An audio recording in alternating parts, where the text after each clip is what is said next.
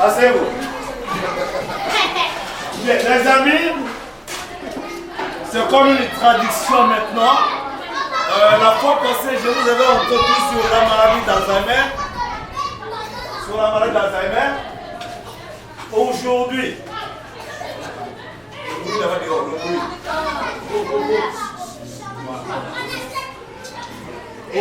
je vais vous entretenir sur les accidents vasculaires cérébraux. Au niveau de la chronique AVC, tout le monde en a. Vous avez ici, vous en avez entendu parler. Vous en entendez parler tous les jours. Bon, nous allons à peu près d'abord définir qu'AVC et voir ce qui se passe et pourquoi il y a des AVC. Parce que nous avons vu ici, s'il vous plaît, pour voir le cerveau. Parce que tout se passe au niveau du cerveau d'abord. J'avais expliqué la fois passée que le cerveau avait plus de 100 milliards de neurones. On dit plus de 80 milliards de neurones, mais enfin, plus de neurones. Les neurones, nous l'avons expliqué clairement et de manière, à mon avis, j'espère qu'à votre avis aussi, claire et distincte. Qu'est-ce que ça voulait dire? Mais la définition accident vasculaire cérébral. Vasculaire cérébral veut dire le cerveau est atteint, mais pas tout le cerveau. C'est une partie du cerveau qui est atteinte. À ce moment-là, les manifestations de l'AVC ne sont pas les mêmes. Je donne un exemple. Voici le lobe frontal. Il a en son sein le cortex moteur le plus important. S'il y a un accident vasculaire cérébral à ce niveau-là, eh bien, le cortex moteur ne peut plus donner l'ordre aux muscles phonatoires de pouvoir parler. C'est impossible de faire des mouvements. Si c'est le nerf optique qui est juste là, est atteint, alors vous allez voir noir d'un œil ou flou. Ça dépend. Si c'est au niveau de l'orbite temporel, au niveau des oreilles ici, vous n'entendez plus rien. Vous n'entendez plus qu'un bruit. Pour avoir les symptômes d'un AVC, eh bien, vous avez à demander à celui qui fait une crise de sourire. Vous allez voir son sourire.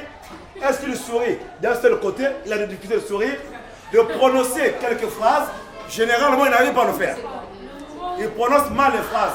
Ou il prononce de manière non audible, inaudible. Vous ne pouvez pas entendre ce qu'il dit. Il y a aussi, s'il vous plaît, faire un mouvement.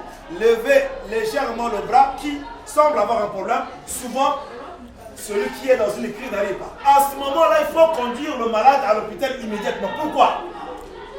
Eh bien, parce que nous avons, chaque minute, il y a au moins 2 millions de neurones qui meurent.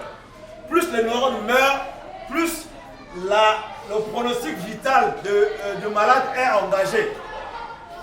Voilà. Au niveau des AVC, nous avons deux types. Ici, l'AVC ischémique, là où c'est le nombre le plus important des accidents vasculaires cérébraux, 80%. Qu'est-ce qui se passe au niveau des artères?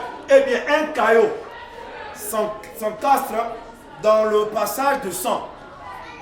Et lorsqu'il s'encastre, le sang ne peut plus passer. Or, l'oxygène, au niveau du cerveau, il faut qu'il y ait 10% d'oxygène. S'il ne reçoit plus 10%, en ce moment-là, les cellules meurent. C'est la nécrose, pour parler en termes techniques. C'est à vous de savoir cela. Là, c'est un AVC ischémique. C'est là où il y a 14%. Là, la plupart des gens ont des accidents. Mais au niveau du deuxième cas d'AVC, 20% sont des AVC hémorragiques. C'est quoi un hémorragique? Les artères sont les tuyaux par lesquels le sang circule, n'est-ce pas? Le tuyau là se brise. Ça peut être là, il se coupe en deux parties. Dans la tête là-bas, le sang se répand partout. Ah là, c'est plus grave. La personne peut se trouver subitement dans le coma. Et s'il n'y a pas une bonne prise en charge, eh bien, on peut avoir affaire. La personne peut décéder. Voilà. Les conséquences des AVC, il y a le handicap. Tu peux être handicapé.